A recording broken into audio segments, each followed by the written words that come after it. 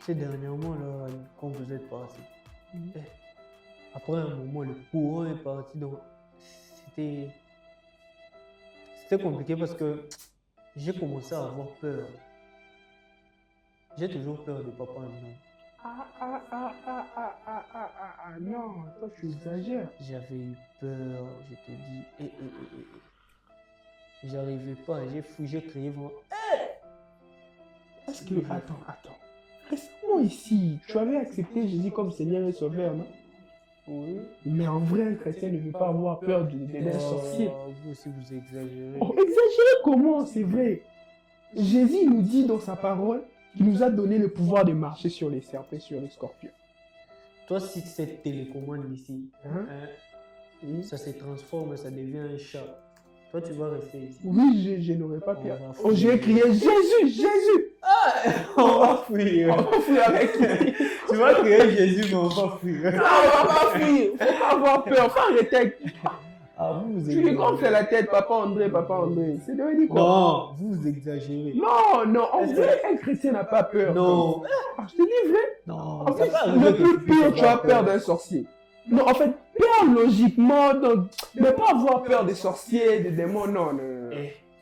Parce que la peur, c'est un sentiment naturel, en fait. Tu vois? Mais avoir peur des sorciers, des démons, là, non. Il y a sorcier. Non. Là, je parle de moi, je Monsieur crois pas. André.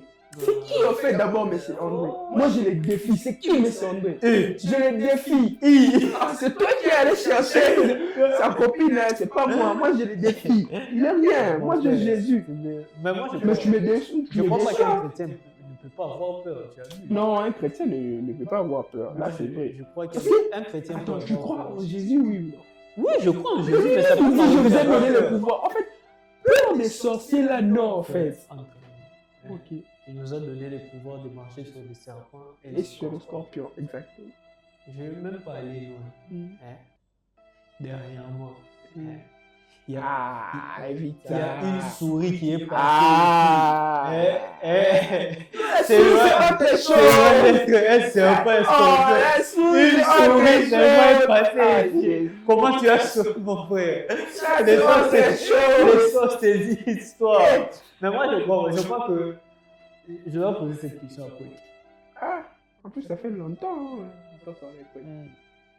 Je dois poser cette question pour savoir. Mais en vrai, moi, je te dis, tu vois, il faut que je l'appelle. Parce que moi, je me dis qu'un chrétien, c'est un humain. Ça peut l'arriver d'avoir. Exactement, c'est un humain de la même manière. Tu vois, moi, j'ai fui la souris. Mais un sorcier, tu peux pas. Il faut fuir un sorcier. Parce qu'on dit celui qui est en nous est plus fort que celui qui est dans le monde. Toi, tu es plus fort que papa. Oui, parce que j'ai Jésus. Il est en moi et je suis plus fort que papa André. Attends, on appelle Quake. Toi, tu blagues, non? Tu viens toujours avec des débats. Toujours avec des débats. J'accepte et mon cœur. C'est pas bien. J'accepte et mon cœur reste ouvert. J'accepte. Parce que si tu plairais, tu as reçu Jésus et maintenant tu continues avec le téléphone. J'accepte et mon cœur reste ouvert. Attends, j'appelle Quake. Comme ça, on va lui demander. Parce que moi, je pense que même si, regarde.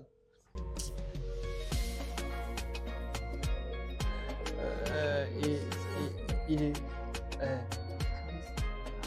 Allô, Quake. Allô. Vous allez bien, Quake? Oui, ça va? Ça fait très longtemps, Quake. Ça va bien? Ouais, Christelle n'est pas avec vous aujourd'hui? Non, elle est en retraite. Ok. Vous n'êtes pas allé prier avec elle? Non, en fait, beaucoup de choses. Nouveau-né. Nouveau-né, tu es nouveau-né. On est nouveau-né. Ça, c'est pour les habitués.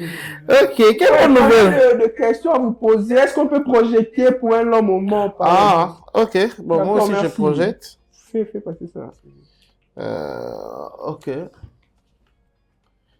Voilà. Ouais, Quake. Oui. Comment vous allez? Ça va très bien. Alors, quelle bonne nouvelle déjà. Oui, en tout cas, Dieu il fait grâce. Sauf que Eli, comme d'habitude, il aime toujours des débats. Ok. C'est pas que j'aime les débats. Toujours, il faut accepter. Quand vous avez rapproché dernièrement, Oui. eux tous ils sont partis. Je ne sais pas si c'est un jeu qu'ils m'ont fait. Directement, le courant est parti. Et puis moi, je suis resté seul ici. J'avais peur. J'avais peur que papa André puisse Non. qu'il puisse, voilà. Lui, il me dit que un chrétien ne peut pas avoir peur des sorciers et tout. Et Dieu nous a donné le pouvoir de marcher sur les serpents et les scorpions. Mais dernièrement, il sourit seulement. Ah, laissez Fallait voir les voir la choses. réaction des chrétiens. En plus, en vrai, j'avais pas fui. Je m'étais juste déplacé pour lui laisser la place de passer. Oh, j'avais pas fui. J'ai juste arrangé mes pieds qui... En fait, Elie, si je dois t'éclaircir un peu les choses, c'est que normalement, tu n'es pas censé avoir peur. Imagine par exemple que tu es un combat, tu es dans un ring, tu dois te battre avec quelqu'un et que tu as peur de ton adversaire. Comment tu vas faire pour le gagner? En fait, le monde où nous sommes en réalité en combat avec le diable. Et nous sommes censés ne pas avoir peur. En fait, on n'a pas peur pourquoi? On n'a pas peur pas parce qu'il est faible, non. Ok? Mais on n'a pas peur parce qu'il a déjà été désarmé. Vraiment. Imagine par exemple que tu vas dans un combat, dans une guerre, où celui avec qui tu te bats n'a pas d'armes. Tu n'as pas de raison d'avoir peur. Tu seras à l'aise, tu seras calme, tu sais que oh, lui là, il ne me fera rien du tout. Oui. Voilà. Tu te rappelles, non, quand je vous ai parlé de Jésus-Christ, on a parlé de Jésus-Christ, pourquoi est-ce qu'il devait mourir à la croix, vous avez compris. Oui. Est-ce que tu sais la dernière phrase que Jésus-Christ a dite avant de rendre l'âme à la croix? Oui. Tout est accompli. Voilà. Tu vois. Ça, c'est très bien trouvé. Tout est accompli. En fait, le mot tout est accompli parce que c'est écrit dans Jean chapitre 19, verset 30. En fait, le mot tout est accompli, quand tu veux comprendre ça bien, parce que tu vois, la Bible a été écrite, le Nouveau Testament a été écrit en grec, et puis il a été traduit en français dans la version que nous avons. Ok? Oui. Le mot là, la phrase déjà conjuguée, c'est tetelestai. Ok? Oui. Tetelestai, c'est ça qu'on a traduit en français par tout est accompli. Ok?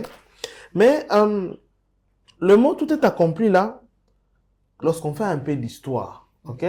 On a découvert, tu vois, à l'époque de Jésus, il n'y avait pas de papiers comme aujourd'hui. Il y avait ce qu'on appelait des papyrus. Les papyrus, c'était des choses qui ressemblaient un peu à ça.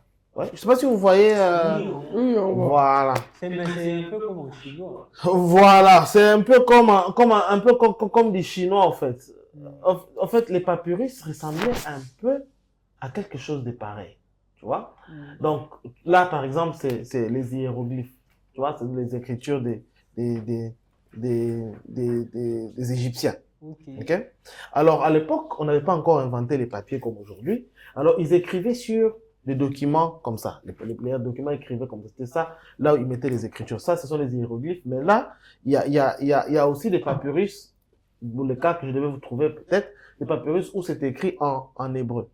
Alors, on a trouvé, comme les papiers de l'époque, c'est que quand, par exemple, tu allais au marché et que tu achetais quelque chose chez les Hébreux, il existait aussi des factures en papyrus.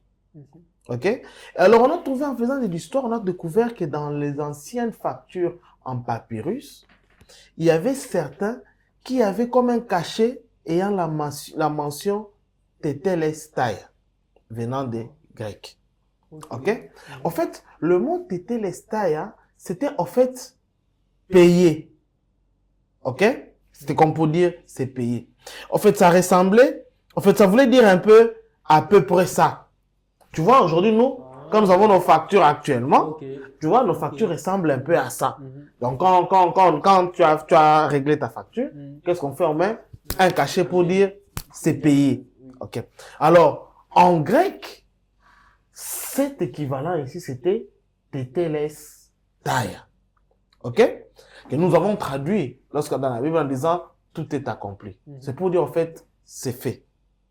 C'est réglé. La dette est payée. C'est que parce qu'une facture, c'est une dette. Tu dis ce dont tu as besoin, c'est considéré comme étant une dette. Et dès lors où tu payes, on te fait un reçu pour dire que là maintenant, tu as payé. En fait, ce que Jésus-Christ était en train de dire, c'est que nous avons commis le péché. En hébreu, le mot péché et le mot dette, c'est la même chose. C'est le même mot. Oh. Oui, voilà pourquoi il existe une version de une traduction de la Bible qui s'appelle Darby. Dans la prière de notre Père, qui est dans le livre de Matthieu, il dit, à la place où on dit, pardonne-nous nos péchés comme nous nous pardonnons aussi à ceux qui nous ont offensés. Il dit, pardonne-nous nos dettes comme nous payons à ceux qui nous le doivent. Ok? Parce qu'en fait, le mot dette et le mot péché, c'est le même mot. Quelqu'un, quand il commet un péché, en fait, il a une dette envers Dieu.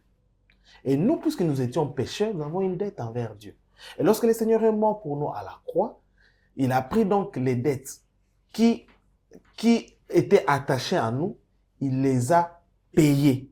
Voilà pourquoi lui-même, avant de rendre l'âme, puisqu'il savait, et comme je vous avais expliqué qu'il devait expier, je vous avais expliqué tout ça, non? L'expiation et tout ça, comment ça se passait. Alors, comme maintenant, il s'est vidé de tout son sang, que lorsqu'on a planté, l'eau a coulé, c'est là qu'il a dit que maintenant c'était fini. Il a dit maintenant, c'est payé, c'est réglé, tétélès. Pourquoi il a dit en fait c'est réglé? Paul nous explique que dans les livres des Colossiens, je peux trouver des versets en question. C'est dans Colossiens chapitre 2, versets 12 à 15. Avec la version français courant, c'est écrit ceci. En effet, quand vous avez été baptisés, vous avez été mis au tombeau avec le Christ. Et vous êtes aussi ressuscités avec lui parce que vous avez cru en la puissance de Dieu qui l'a ramené d'entre les morts. Autrefois, vous étiez spirituellement morts à cause de vos fautes. Vous vous rappelez qu'on a parlé de la mort spirituelle. Vous étiez spirituellement morts à cause de vos fautes. Et parce que vous étiez des incirconcis. Les incirconcis, vous savez ce que c'est? Ou des païens. Voilà. Mais maintenant, Dieu vous a fait revivre avec lui. Donc, il vous a fait ressusciter avec lui. Il nous a donc pardonné toutes nos fautes. C'est ça maintenant ce qui est important. Il a annulé les documents qui nous accusaient et qui nous étaient contraires par ses dispositions. Il l'a supprimé en le clouant à la croix. C'est ainsi que Dieu a désarmé. Voilà. C'est ainsi que Dieu a désarmé les autorités et le pouvoir spirituel. Il les a donnés publiquement en spectacle en les amenant comme prisonniers dans le cortège triomphal de son fils. Donc, papa naît. Voilà. Donc, en fait, ça veut dire quoi? À l'époque, lorsque... je me mets des mots pour que vous voyez bien. À l'époque, lorsque vous menez une guerre, vous êtes allé en guerre et que vous avez gagné votre guerre, maintenant, qu'est-ce qui se passait?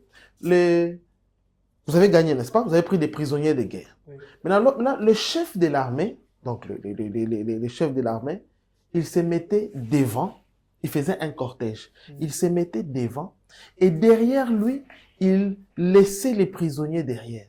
Et quand il passait, c'est tout le monde qui criait, qui se moquait des prisonniers qui étaient derrière lui. Il se moquait de tous les prisonniers qui étaient derrière lui, etc. Ok? En fait, ce que Paul est en train d'expliquer ici, c'est quoi? C'est qu'en fait, je vous avais dit que Jésus-Christ avait en lui la vie éternelle. Je vous ai expliqué comment la vie éternelle fonctionnait. C'est pour ça que, quoique, ayant le sang mélangé avec Marie, comme lui, il avait la vie éternelle a étouffé les péchés de Marie. C'est ainsi que lui, il était une personne sans péché. Ok?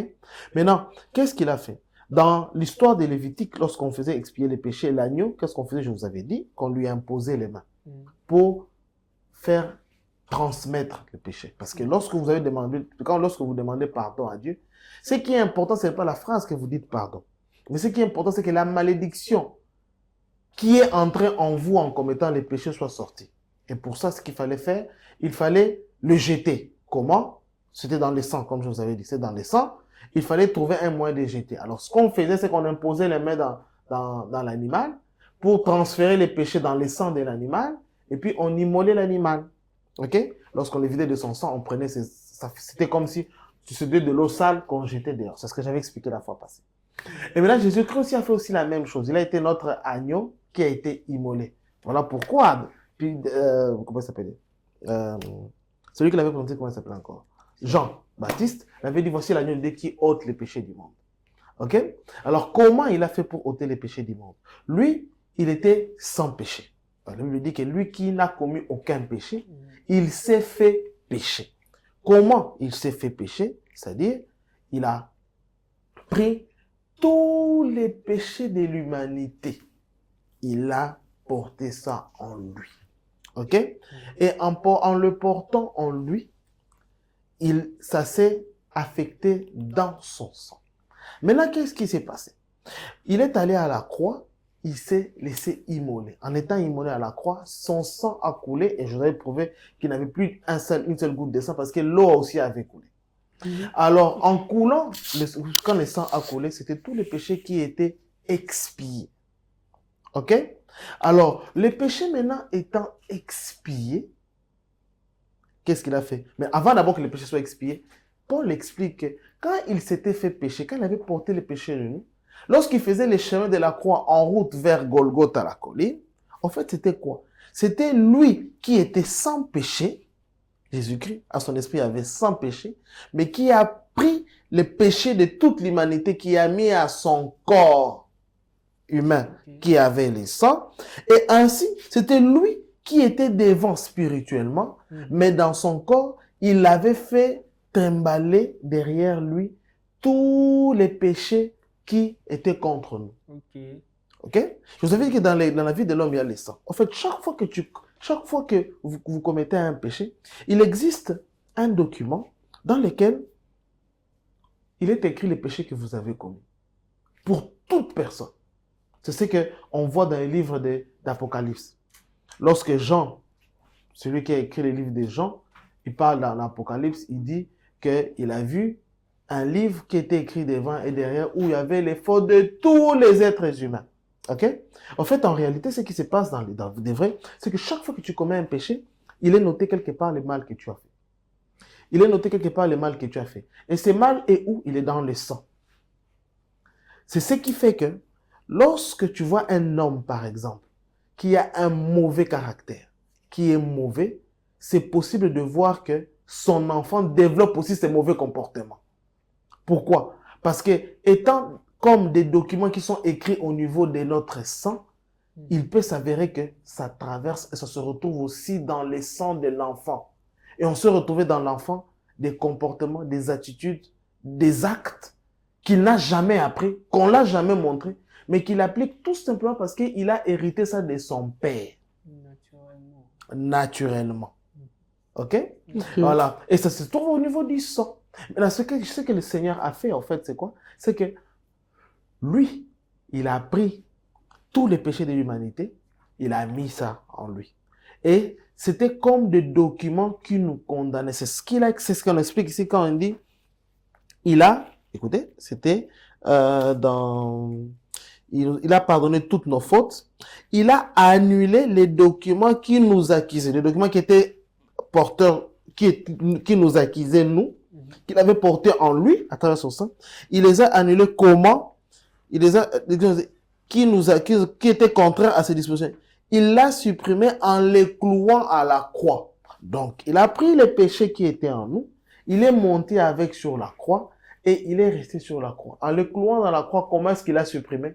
C'était justement parce que c'était dans le sang. Et comme le sang était en train de couler, il était en train de se supprimer. Et jusqu'à ce que c'était complètement fini. Parce que lorsqu'on avait mis la lance, on a vu qu'il y avait les tout derniers gouttes de sang et il ne restait que de l'eau qui suivait. Mais Paul, j'ai une question. Ouais. En fait... Et avant que je finisse, avant que tu te poses ta question, il dit, or, la force que le diable a sur toi, c'est quoi? Sur toi, c'est quoi? C'est le fait que il ne peut rien te faire parce que Dieu existe. Tu sais que le monde où nous sommes, quoique le diable a son influence, mais c'est Dieu qui contrôle tout. Et le diable ne peut rien faire tant que Dieu ne lui donne l'autorisation. On le voit dans le livre de Job, juste au premier chapitre. Lorsque Dieu fait des éloges à Job, Job dit, oh, c'est normal que tu le fasses autant d'éloges. Écoute ce que le diable dit. Il dit, tu as protégé tout ce qu'il possède comme si c'était dans une clôture. L'autre version dit comme si c'était dans un enclos. Ok? Mais ça signifie que le diable ne sait rien faire tant que Dieu ne lui donne pas l'autorisation. Maintenant, Comment est-ce que le diable fait pour trouver l'autorisation? C'est ce que Jésus-Christ a dit. Lorsque Judas était en route pour venir l'accuser, il a dit, le prince du monde vient, mais il n'y a rien de lui en moi. OK?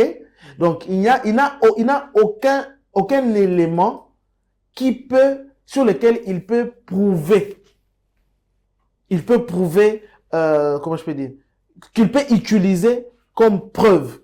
C'est ce qu'on appelle, en justice, c'est ce qu'on appelle des pièces à conviction. Il n'avait aucune pièce à conviction sur laquelle il pouvait se baser pour pouvoir l'accuser. Et cette pièce à conviction, en fait, il en a toujours eu. Pourquoi? Parce que chaque faute que nous commettons, nous les avons et nous avons sur notre sang. Maintenant, le Christ, en mourant sur la croix, lorsqu'il a expié ce sang pour ce niveau du sang, c'est-à-dire que toutes ces pièces à conviction ont été supprimées et perdues, complètement parties. Maintenant, ça fait maintenant que le diable n'a plus un pouvoir, il n'a plus une force sur laquelle il peut s'apaisantir pour pouvoir dominer sur toi, pour pouvoir te faire du mal. Tout ce qu'il peut faire, c'est jouer avec ta psychologie. C'est-à-dire, il te faire peur. Jouer avec ton ignorance. Penser que tu ne sais pas. OK? Il joue avec toi pour que, en pensant qu'il a encore quelque chose. En fait, c'était l'arme qu'il avait, c'était en fait ça. Et Dieu l'a désarmé.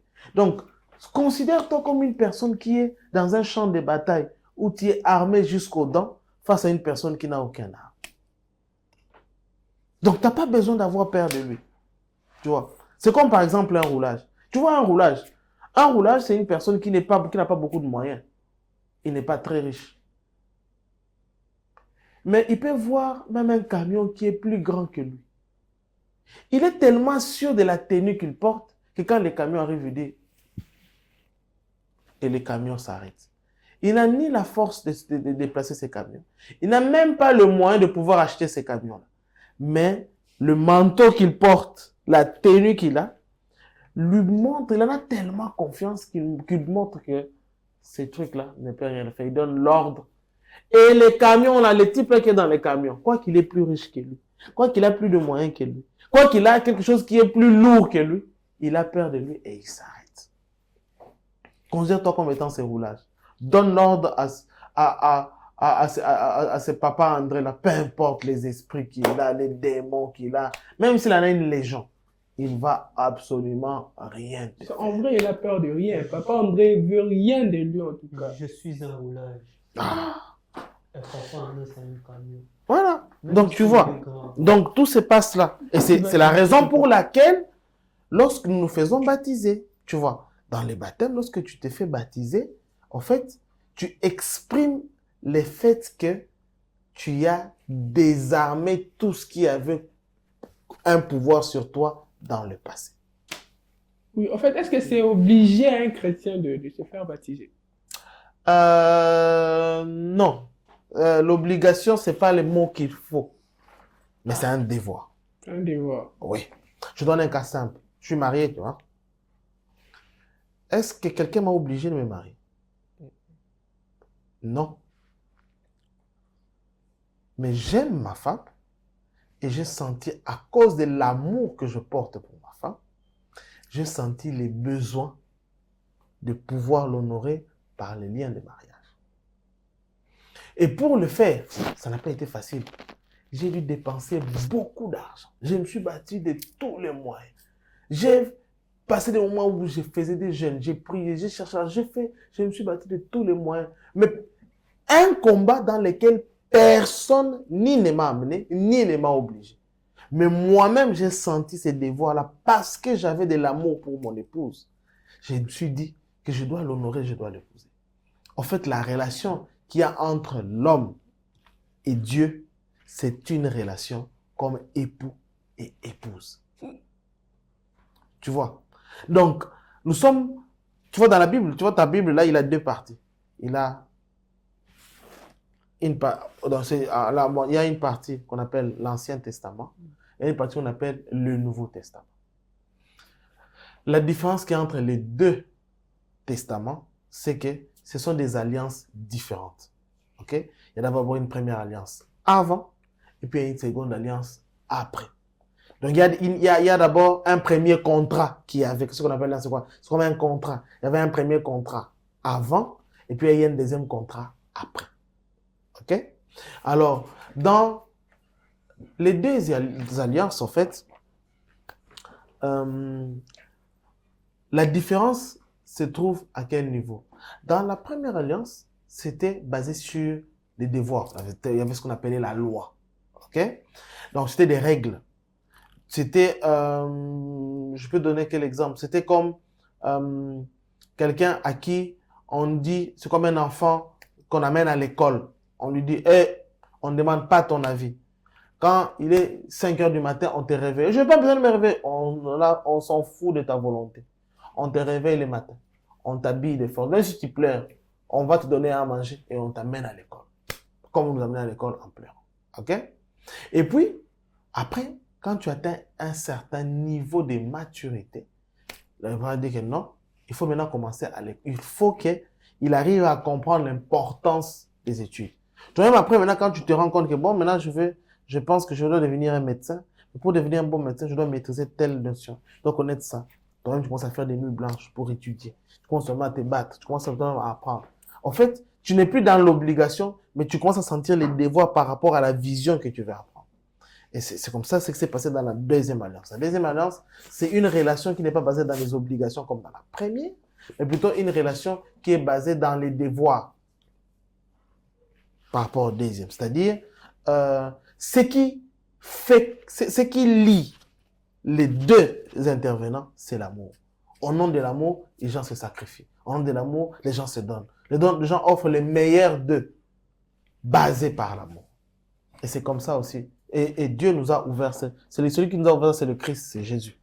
Et le baptême, c'est basé sur la deuxième alliance. Tu comprends? Donc, se faire baptiser, est-ce une obligation? Non, ce n'est pas une obligation. Mais c'est au-dessus d'une obligation, c'est un devoir. Donc, mais je ne me suis pas encore fait baptiser. C'est ça. Mais non, lui, il ne s'est pas fait baptiser. Moi, je vais attendre. Ces derniers temps, il fait froid. Ah, déjà, il ne se lave pas. Donc, c'est déjà le deuxième jour que comme il est là, il se lave. Tu ris. Et Si comment tu tu aimes- veux que papa ne puisse pas t'attaquer? Tu sais, lorsqu'on a commencé tout au départ là, dans notre série, on a dit que il faut qu'on reçoive Jésus-Christ comme Seigneur et Sauveur. On a dit Seigneur, c'est ton propriétaire. Son côté Seigneur, c'est le fait que tu ne fais pas les choses parce que tu veux. Tu fais les choses parce que tu te sens obligé de le faire. Donc, puisqu'il est ton Seigneur, tu ne vas pas attendre qu'il ne fasse pas froid. Froid ou pas froid. Tu le fais. Parce que tu as affaire à ton Seigneur. Demain matin à 6 heures. Tu vois. Parce que tu as affaire à ton Seigneur. En fait, le baptême, c'est quoi? Le baptême, c'est comme une déclaration solennelle. L'histoire, en fait, qui a donné naissance au baptême, Tu as dit quoi, solennel? Solennel. OK? Solennel, c'est quelque chose de public. En public, comme ça. OK? Tu vois? Je vous ai parlé de mariage. En fait, le même sens. Je vais vous donner un cas simple, hein? Une histoire simple. Tu vois, il y a quelques années passées, on avait un problème de Covid. Vous vous rappelez, non? 2019, 20. Voilà, en 2019. Tu avais maigri.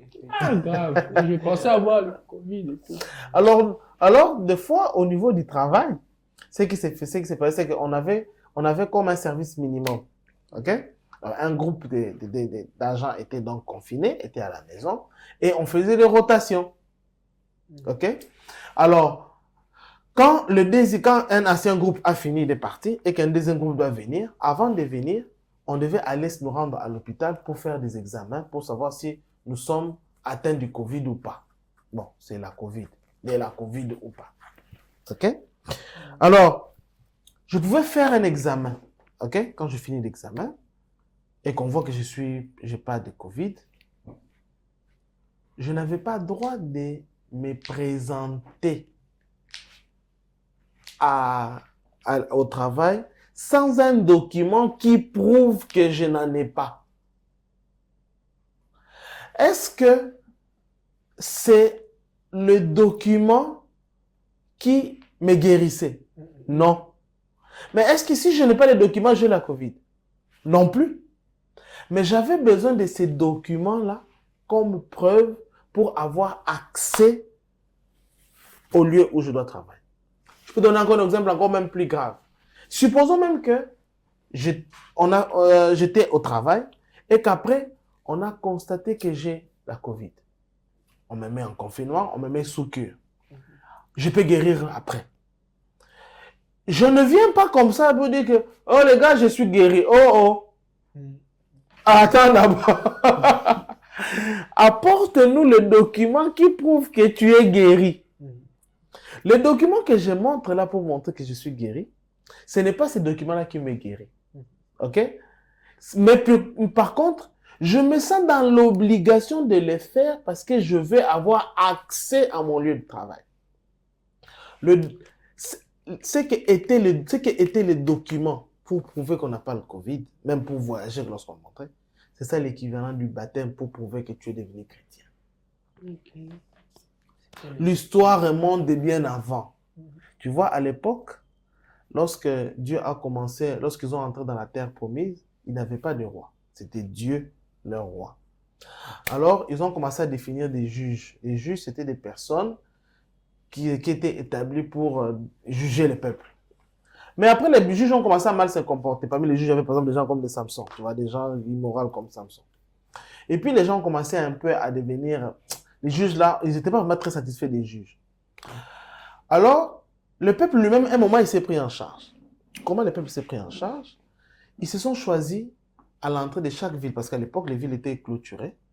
OK? Les villes étaient clôturées, et à l'entrée de chaque ville, il y avait des sages qui étaient là, qui siégeaient. Des personnes que le peuple lui-même se choisissait. Il dit qu'on choisit telle personne. Ce sont des personnes sages, ce sont des personnes qui sont correctes. On sait qu'avec eux, il ne peut pas avoir de bavures. C'était eux qui traitaient les cas à l'amiable au niveau du peuple parmi eux. Parmi les cas qui étaient traités, il y avait par exemple les cas d'insolvabilité. Parce qu'il y avait une loi. Lorsque Jésus-Christ, lorsque le Seigneur, Dieu donne la loi à Moïse, il y avait une loi qui disait que tu ne pouvais pas prêter à ton frère hébreu avec intérêt. OK? Quand ton frère hébreu est dans le besoin, tu demandes de l'argent, tu lui donnes sans intérêt. Et jusqu'à ce qu'il va te rembourser selon les chances que vous aurez convenues. Maintenant, il s'est fait que comme dans tout peuple, il y a toujours quelques plaisantins. Il y avait des gens qui ils s'adressent chez Élie, et puis s'adressent chez Salem, et puis s'adressent chez Christella. Et puis après, ils ne payent pas. Maintenant, après, les gens commencent à lui poser le problème, ils disent, ah, maintenant, ça devient compliqué. Nous, maintenant, on applique la loi du Seigneur. Mais à cause de la loi du Seigneur, nous, maintenant, nous commençons maintenant à souffrir. Alors, on avait défini maintenant des règles. C'était quoi la règle? La règle, c'était que à l'entrée de la ville, il y avait comme des papyrus. Ces papyrus-là, c'était des documents où étaient inscrits les noms des personnes insolvables. C'était à l'entrée de la ville. Comme ça, quand quelqu'un te demande une dette, tu vas d'abord regarder si son nom y est. Tu regardes. Quand tu vois que, ce gars ici ne paye pas les dettes. Non. Tu fouilles. Tu dis, non, mon gars, je ne vais pas te prêter l'argent. Et là, ils allaient encore plus loin. Plus loin comment? Des fois, il arrivait qu'ils regardent, ils voient, ça c'est Christella Makamba, c'est ça? C'est ça le nom? Oui, Makamba. Voilà. Christella Makamba. Après, quand ils s'en vont, ils disent, mais je vois un Joseph Makamba. C'est son frère. Non, je ne vais pas donner l'argent. Et là, il ne paye pas les dettes. C'est une affaire de famille. Voilà, ça c'est une affaire de famille. Ces gens, ils ne payent pas les dettes. Alors, c'est au nom de ça qu'il y avait maintenant une autre loi qui disait comment on pouvait effacer les dettes des autres. Et il y avait des critères. Pour effacer la dette de quelqu'un, il fallait être son proche parent. OK? Il fallait être son proche parent, être de sa famille. Et puis, tu vas maintenant effacer ses dettes. Tu vois l'histoire de régler les dettes, par exemple l'histoire de Naomi. Lorsque on devait lui trouver une femme. Boaz dit que non, moi je ne peux pas la prendre pour épouse parce qu'il y a d'abord quelqu'un qui a qui est plus proche de Naomi que moi. Ils ont allé gérer ces cas-là où ils n'ont pas géré chez un juge, mais ils l'ont géré à la porte de la ville. Ok? Tu vois, c'était de la même manière. Alors, maintenant, qu'est-ce qui se faisait? Lorsque, par exemple, le proche parent, il peut venir et dire, bon, je viens à l'entrée de la ville et dire, bon, moi, je suis le frère de Salem. Salem vous doit de l'argent à qui? Oh, il doit de l'argent à moi. Ok, il te doit combien? Oh, il me doit 50 000. Prends 50 000. Il donne. Maintenant, voici la question que je vous pose. Quand il donne 50 000, la dette est payée, n'est-ce pas? Exactement. Il peut se dire que, ok, la dette est payée, puis il s'en va. Non. Il fallait vite se précipiter pour aller faire effacer ton nom dans la liste des gens qui sont insolvables. Parce que tu ne veux pas que les gens sachent que tu es insolvable. Ce n'est pas le nom, le fait d'effacer qui a fait que... Est-ce que c'est le fait d'effacer qui t'a rendu son nom? Tu as déjà payé. Tu peux dire, bon, j'ai déjà payé, mais bon, moi, je m'en fous de ça. Non, tu ne vas pas t'en foutre. Tu es censé obligé d'aller effacer ça. Tu vois? Tu comprends? En fait, c'était aussi la même pensée. En fait, lorsque tu es né de nouveau, Dieu nous appelle à devenir chrétiens pour aller parler du Christ aux gens. Voilà pourquoi il a dit à ses disciples, allez et faites de toutes les nations des disciples, les baptisant au nom du Père et du Fils et du Saint-Esprit. Et puis apprenez-leur à pratiquer ce que je vous ai enseigné. Mais regarde, le peuple des Hébreux, s'il ne pouvait pas déjà donner une dette à quelqu'un parce qu'il était déjà de mauvaise réputation, comment il allait même prendre le temps de t'écouter, toi qui es de mauvaise réputation? Tu vois, c'était dans ce même sens-là. Puis je vous avais dit que les péchés et la dette, c'est le même mot. De la même manière que lorsqu'on avait une dette, il fallait qu'on puisse trouver un proche parent pour te payer. Qu'est-ce que Jésus-Christ a fait? Jésus-Christ était Dieu. Jean nous le dit. Qu'est-ce qu'il a dit? Il devait payer notre péché. Comment? Il devait respecter la règle. Il fallait qu'il soit notre proche parent. Il s'est incarné sur une chair humaine. Il est devenu un homme. Ok? Étant devenu un homme, il est devenu un proche parent à nous. Ainsi, en tant qu'homme sans péché, il était donc le sacrifice idéal qui devait aller à la croix et mourir, expier les péchés à notre place. Il était devenu proche parent, il a fait expier les péchés et il a payé la dette qui nous condamnait. Tu comprends? Mais ayant payé maintenant la dette qui nous condamnait, étant cloué à la croix, c'est là qu'il a dit, c'est payé, c'est fini, la dette est terminée. Maintenant, tout pouvoir m'a été donné. Maintenant, je vous envoie. Allez, faites de toutes les nations les disciples. Tu comprends? C'est ça qu'il a dit que je vous donne le pouvoir de marcher dessus le scorpion. Pourquoi? Parce que le pouvoir qu'il y avait, moi j'ai tout récupéré, je donne maintenant à qui je veux. J'ai décidé de vous donner à vous, mes enfants. Tu vois? Donc, tu n'as plus besoin d'avoir peur. Tu vois? Donc, le baptême, c'est ce témoignage que tu fais. C'est l'équivalent d'aller faire effacer ton nom là, à l'entrée de la ville, pour que les gens sachent que tu es redevenu solvable, que l'on peut désormais te faire confiance, que tu peux te présenter devant les gens et on te prend en considération. Ainsi, lorsque tu vas parler du Seigneur envers les gens, ils te verront dans l'état où tu étais avant que tu ne sois solvable. Ils ne vont plus te juger en fonction des mal que tu faisais avant, mais vont maintenant te juger en fonction de celui qui a payé la dette pour toi. Et celui qui a payé la dette pour toi, c'est qui? C'est le Christ. Puisque lui, il est une personne crédible, on te donne le même crédit du Christ à toi. Ok. Écoute, il y a encore une autre question. Je me pose la question de savoir, mais moi j'ai déjà reçu un baptême quand j'étais bébé.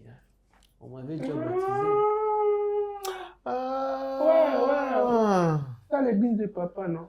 Ah oui, je comprends, je vois de quoi tu parles. En fait, le baptême, c'est... Excuse, quoi, en partant de sa question, Oui, il y a une sous-question qui peut, je t'écoute. genre se relier avec sa question. Dans quel sens? Le baptême, c'est le synonyme d'aller effacer mon nom Ouais, dans la Ouais. liste des insolvables. Et tout. Mhm. Maintenant, imagine, j'ai pas encore prêté C'est des pour ça que Paul dit que maintenant il n'y a plus de condamnation. Vous n'êtes plus condamné parce que justement vos noms ont déjà été effacés. Exactement. Imagine que je pars encore prêter de l'argent et que mon nom se retrouve encore dans la liste et tout. Jésus doit encore rentrer à la croix pour aller mourir pour qu'on puisse encore, je pars encore me faire baptiser pour qu'on puisse effacer mon nom. Comment? Ok, je vais expliquer d'abord tout. D'abord, premièrement, je commence d'abord par expliquer d'abord les baptêmes de bébés. En fait, les baptêmes, c'est quoi? Les baptêmes, c'est... Les versets même expliquent ça. Celui que j'ai lu là, Colossiens 2, versets 12 à 15. Il dit ceci. Il dit, en effet, quand vous avez été baptisés, voilà, vous avez été mis au tombeau avec le Christ. Et vous êtes aussi ressuscité avec lui. En fait, les baptêmes, c'est quoi? Les baptêmes, c'est un langage non verbal qui dit que je suis mort au péché et maintenant je suis ressuscité. En fait, l'eau là, c'est un symbole. L'eau là représente la terre. Parce que le mot baptême vient du mot hébreu baptisme. Baptême, baptisme. Le substantif baptisme avait comme verbe baptizo, qui signifiait tremper ou bien enterrer. Ok? Quand on dit les bateaux s'est enfoncé, le bateau c'est baptizo. Quand on dit cet homme est mort, on est allé l'enterrer. Cet homme est allé le baptizo. Ok? Voilà. Maintenant, ce qu'on veut dire, c'est quoi? C'est que je suis mort au péché. L'eau là représente la terre. Comme quand le Christ était mort, il avait porté les péchés. Il est mort pour enterrer les péchés. Et lorsqu'il est revenu à la vie, c'était une personne différente qui pouvait traverser les mers et qui était glorieux. Ok? Alors, ce que j'explique, c'est que moi aussi, tu vois, quand Jésus mourait là, c'était mes péchés qu'il avait portés avec lesquels il était mort. Donc, considérez désormais que je suis mort au péché. Et si vous me voyez vivre maintenant, c'est plus moi qui vis. C'est le Christ plutôt qui est en train de vivre à travers mon corps. Ok? Jugez-moi non plus en fonction de celui que j'étais avant, mais plutôt en fonction du Christ qui vit en moi. Ok? Voilà. Et maintenant, comment se fait ce processus? C'est en fait une explication de la nouvelle naissance. Parce que naître de nouveau, c'est mourir en Adam pour ressusciter en Christ. Et tu les manifestes juste par un rite ou un sacrement, comme on dit les termes religieux, chrétiens, qu'on appelle les baptêmes. Mais maintenant, comment cela s'est fait? Cela s'est fait lorsque tu le reçois comme Seigneur et Sauveur. Or, c'est un renouvellement du système de pensée. C'est une activité de l'intelligence qui le fait, qu'un bébé est incapable de faire. Voilà pourquoi baptiser un bébé, c'est juste laver son corps. Ça n'a aucun effet spirituel. Tu vois, c'est la raison pour laquelle, je vous donne un exemple même simple. Vous savez pourquoi est-ce que Jésus-Christ, vous savez que Jésus-Christ n'est pas mort seul à la croix, ils étaient à 3. Vous savez pourquoi Jésus-Christ, vous savez, c'est que le Seigneur voulait nous exprimer en mettant 3 personnes à la croix. Il y avait d'abord, en fait, être chrétien, c'est porter sa croix. En fait, c'est quoi? Jésus-Christ est mort pour le pardon du péché. Toi aussi, tu dois venir aussi avec ta croix, t'identifier aussi à la même croix pour être sauvé. Mais ils étaient à 3. Parmi les 3, il y avait Jésus-Christ lui-même au milieu avec 2 brigands. Mais remarquez bien, il y a un brigand à qui Jésus-Christ a dit qu'il va aller au paradis. Mais il y a un autre qui n'est pas allé au paradis. Mais tous, ils ont souffert de la même manière à la croix. Pourquoi? Parce que l'un a souffert avec l'intelligence des pécheurs, mais l'autre était à la croix avec l'intelligence de renouveler, repentant. Tu vois? Ce n'est pas l'acte que tu poses qui va t'amener au paradis, même si tu fais le même acte que Jésus-Christ a posé. C'est le cœur que tu as lorsque tu le poses qui va t'amener au paradis ou bien en enfer. Un bébé, il peut poser les mêmes... Le bébé, lorsqu'il se fait baptiser, c'est l'équivalent du brigand qui est avec Jésus-Christ à la croix. Il souffre avec lui, il pose les mêmes actes, mais ça n'a pas les mêmes effets parce que son cœur n'est pas repentant. il est complètement stérile. On se voit. Hein. En fait, je me rappelle même pas de ces jours-là. Je vois seulement les photos. Il y a Donc ça n'a aucun effet. des symboles qui sont restés en toi. Tu vois, ça n'a aucun effet. C'est Non, comme quelqu'un, en fait- c'est comme quelqu'un qui a un faux dollar. Ça ne peut rien acheter. Même si ça a la forme du dollar, ça ne peut rien acheter. C'est de la contrefaçon. Un baptême de bébé, c'est de la contrefaçon. Ça n'a aucun effet. Ça... Pourquoi? Parce que les gens font ça parce qu'ils se disent qu'il faut baptiser les bébés pour qu'ils puissent aller au ciel. Ce n'est pas le baptême qui sauve. On est d'abord sauvé et on vient informer les gens par l'acte du baptême qu'on a été sauvé. Ce n'est qu'un témoignage. OK? Or, le bébé n'étant pas sauvé en amont, lorsqu'il vient se faire baptiser, l'acte qu'il est en train de poser, c'est un mensonge. Parce qu'il nous dit ce qui ne s'est même pas passé en lui. Est-ce que dans la Bible, il y a déjà eu un bébé qu'on a baptisé? Non. Jamais. Il n'y en a jamais eu. Et il n'y a pas de besoin de baptiser un bébé. Pourquoi? Parce que souvent on le fait. Parce qu'on dit qu'il faut qu'on le fasse pour qu'il n'aille pas en enfer. Eh bien, je peux même te dire qu'il y a des gens qui sont baptisés qui vont aller en enfer. Parce que ce n'est pas le baptême qui les sauve. Tu peux même ne jamais être baptisé et puis aller au ciel. Comme l'exemple des gars qui étaient à la croix. Il ne s'est pas fait baptiser, mais il est allé au paradis avec Jésus. Donc, ce n'est pas le baptême qui sauve. Ce n'est pas cette alliance qui prouve que j'aime ma femme. J'aimais d'abord ma femme. Je vais enlever. Non, je peux l'enlever. Oui, parce que ce n'est pas ça qui prouve que j'aime ma femme. Faut pas dire un mot. Non. C'est pas ça qui prouve que j'aime ma femme. J'ai d'abord aimé ma femme et je l'ai manifesté avec ça. Et même quand je dors, je l'enlève deux fois, puis je dors. Ce n'est pas parce que je l'enlève que j'enlève l'amour que j'ai pour ma femme. Non.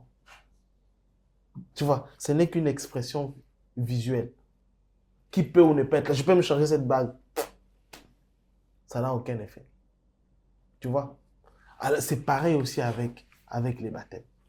Maintenant que d'autres gens se poseront la question de savoir, est-ce que, alors dans ces cas, un bébé, puisque ce n'est même pas le baptême qui le sauve, alors si un bébé mourait et qu'il ne s'est même pas fait baptiser, il va aller au ciel ou il va aller en enfer? Selon vous, il va aller au ciel ou il va aller en enfer?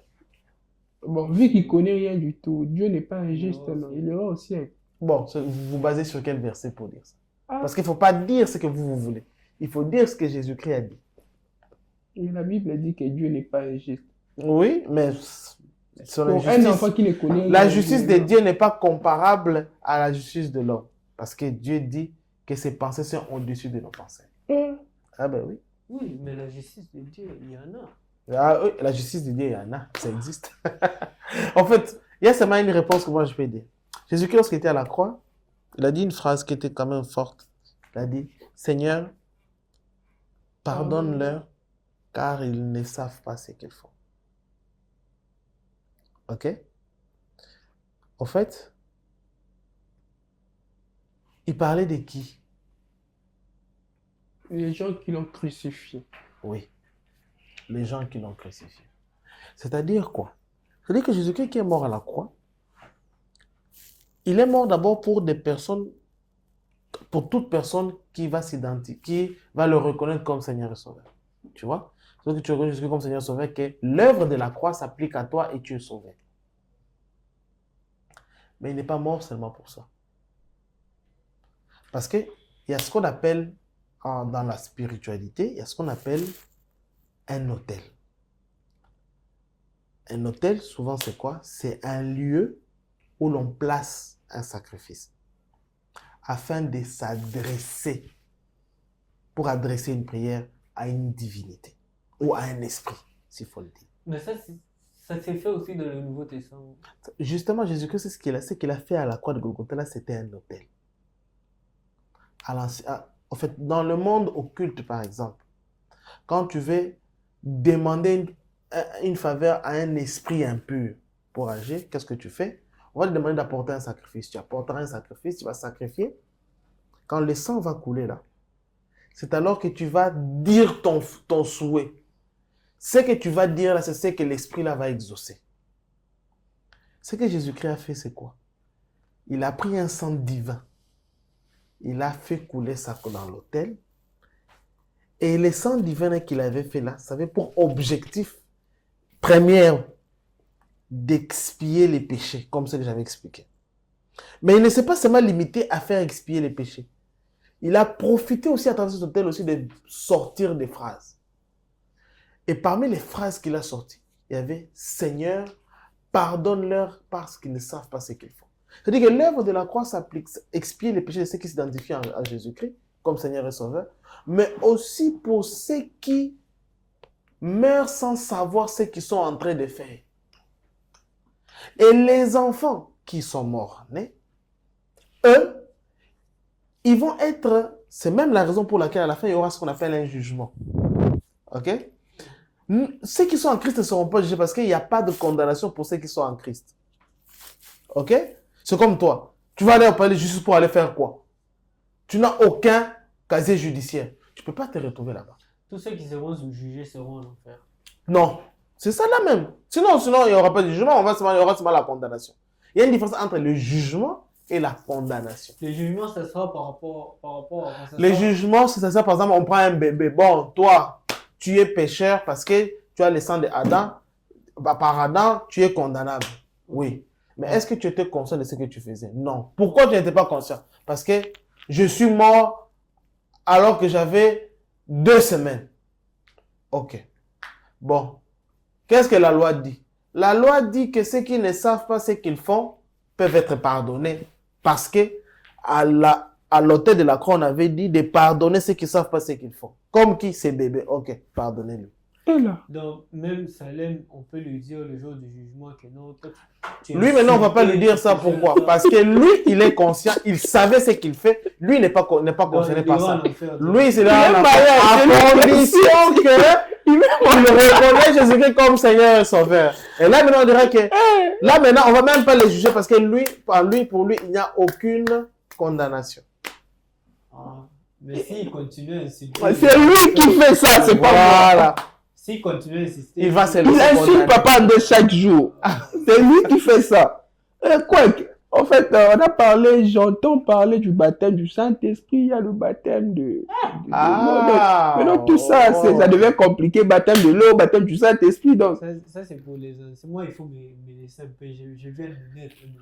Bon. Je dois Voilà. Donc, on va parler de ça la prochaine fois parce que je crois que je dois partir. J'ai un truc à faire. Ouais. Mais appelez-moi pour que je vous explique le baptême du Saint-Esprit. Oui. Non, à la prochaine. Non, en tout cas, je dois partir. Excusez-moi. C'est vraiment de bonnes questions. Ouais. Rappelez-moi. Comme ça, moi, je veux... Faites comme on avait fait la fois passée. Appelez-moi si j'oublie. Comme ça, je vais vous répondre aux autres questions. D'accord. Donc, moi, là, je vous dis au revoir. C'est bon. Salutations à Christella quand elle reviendra de sa retraite. Hein? D'accord. Ok. Bon, bye bye. Je cherche le mariage. Ah. Je crois que je vais sortir. Hein. Pour aller où? Ah, je vais sortir. Pour aller où? Toi, déjà, dès demain, on doit aller t'inscrire pour le baptême. Donc, c'est samedi ici. Tu dois te faire baptiser. C'est samedi ici.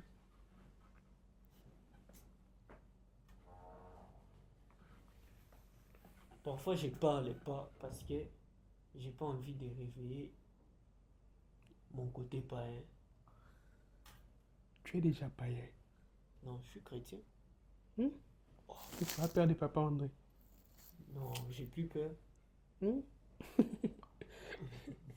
Entre en chambre, il fait noir, on va récupérer mon va prendre mon téléphone en chambre. Alors. J'ai plus peur. Bah si tu n'as plus peur, va prendre mon téléphone en chambre. Je suis le grand frère, comment tu m'envoies comme ça? Tu as peur. Tu as peur. Bon. J'arrive. J'ai un rendez-vous.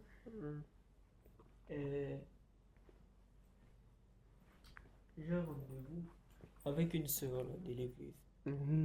Ah, Siko, tu t'es converti directement avec une sœur de l'église. Seulement maintenant. C'est ça le problème avec vous les chrétiens. Vous avez toujours les mauvaises pensées. Non.